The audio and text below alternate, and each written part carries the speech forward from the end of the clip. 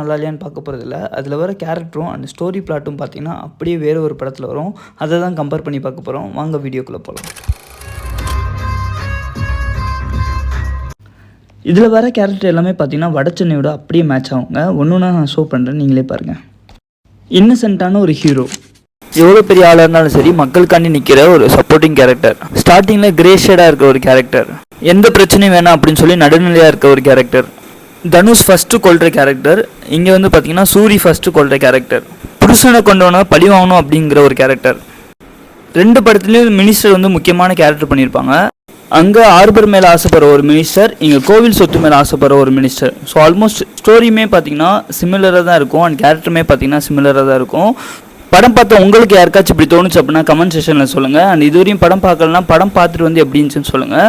படம் வந்து one time watchable தான், நல்லாவே இருந்துச்சு, குவாலிட்டியாக இருந்துச்சு. சூரியோட நடிப்பு டாப் நாச்சாக இருந்துச்சு.